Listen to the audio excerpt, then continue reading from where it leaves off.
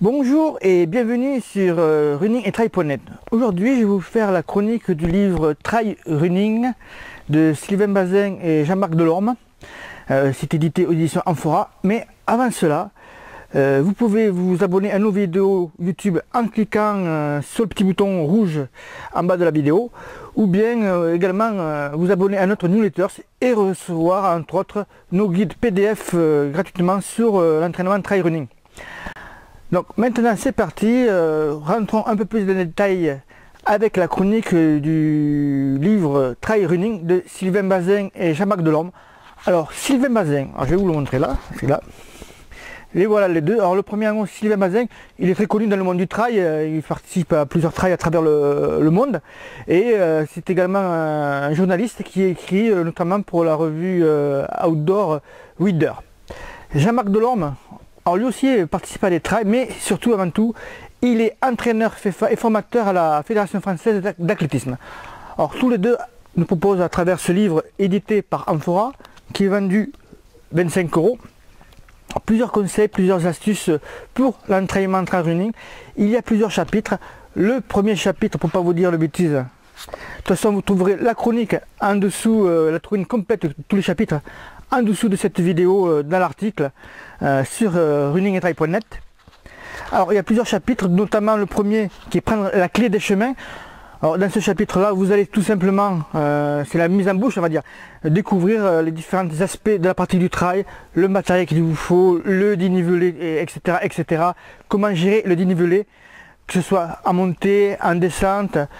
Plusieurs aspects sur la préparation technique également sont dans ce chapitre là. Ensuite vous avez un chapitre qui est allonger les distances. Tout d'abord c'est un conseil que l'on donne aussi sur running-et-trail.net. Il faut lorsque vous envisagez de passer d'un trail court, on va dire 20-30 km, à un 50 km, à un 100 km ou un ultra trail encore plus, d'y aller progressivement. Par exemple, si, si vos semaines d'entraînement font, on va dire, 50 à 60 km par semaine, et que si vous passez la semaine suivante à 100 ou 150 km à parcourir, c'est sûr que vous allez au-devant de problèmes et notamment de la blessure.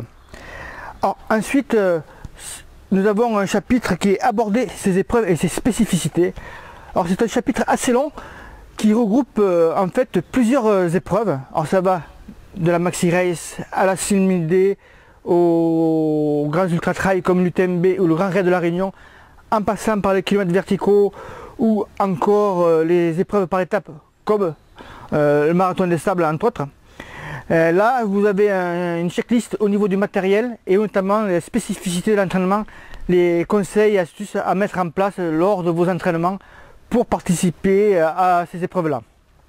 Le chapitre suivant concerne la performance, c'est-à-dire ce que vous devez tendre une fois que vous avez participé à ces épreuves-là ou que vous vouliez réaliser une performance à ces épreuves-là.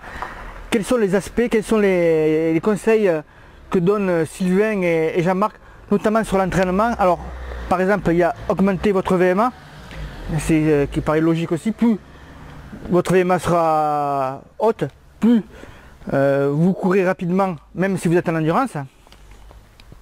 Ensuite nous avons un chapitre, alors à partir de là c'est un nouvel aspect du livre on va dire, car il délaisse on va dire l'écriture à des experts. Alors que ça commence, le chapitre suivant est prévention, nutrition et podologie.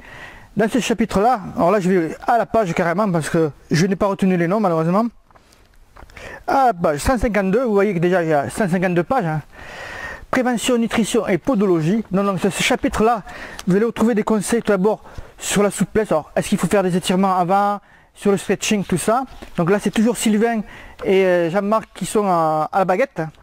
Après, nutrition, là c'est un petit chapitre par Julien Raoult, qui est chercheur à nutrition du sport, qui s'occupe de nous présenter la nutrition sur les 3 jours précédant l'épreuve, pendant l'épreuve et après pour la récupération notamment. Alors ensuite nous avons la préparation des pieds, tout ce qui concerne la podologie.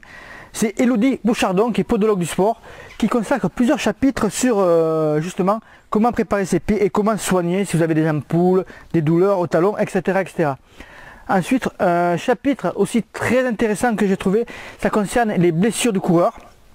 Les blessures du coureur, c'est Nicolas Barizin, je ne veux pas mal prononcer ce nom, qui est médecin rééducateur et médecin du sport, qui consacre un chapitre assez long, qui fait environ une trentaine de pages, et qui se consacre donc sur les blessures du trailer, avec 2 chapitres importants, la généralité sur les blessures du muscle et du tendon. Alors là, on passe sur les pathologies, etc. Et après, le catalogue des blessures du trailer. Alors, si vous avez été jamais blessé, continuez à toucher du bois. Si ça a été le cas, vous allez très certainement retrouver votre cas dans un des exemples cités ci-dessous. Et enfin, on a un chapitre qui est assez intéressant, qui est sur la préparation mentale. Alors, on sait que c'est vachement important en trail, et plus les distances s'allongent, le mental est important pour ne pas abandonner, pour continuer à garder le même rythme malgré les douleurs, les blessures. Et là, c'est Chloé Le Prince, qui est psychologue du sport et préparatrice mentale, qui consacre là aussi un chapitre assez important, hein, d'une bonne trentaine de pages également, sur la préparation mentale avant, pendant et après un ultra trail. Bien sûr, cela concerne aussi les distances inférieures. Donc voilà, vous trouverez bien sûr plus de détails dans la chronique que j'ai effectuée sur le site. Or, c'est un livre, comme je vous ai dit, il fait 256 pages, il se lit très facilement, il n'y a pas, comment on va dire, de langage technico-médical compliqué à comprendre, il se lit très facilement, vous allez arriver à déchiffrer. Bien sûr, ce sont des pistes qui vous sont données, on ne rentre pas toujours dans les détails de la préparation, notamment à l'entraînement, mais ce sont des pistes et des conseils que vous pouvez mettre en application rapidement lors de vos entraînements et lors de vos prochaines compétitions, notamment en trail. Donc voilà, la chronique est maintenant finie, j'espère que cela vous a plu. Vous pouvez bien sûr me laisser vos commentaires si vous avez déjà lu ce livre ou si vous avez des questions à poser sur ce livre, j'y répondrai avec grand plaisir. Et bien sûr, n'oubliez pas de vous abonner gratuitement à notre newsletter en cliquant sur un petit bouton qui va apparaître par-ci par-là, ou bien sûr en vous abonnant gratuitement à nos vidéos YouTube. Je vous dis à bientôt, à une prochaine et bon run.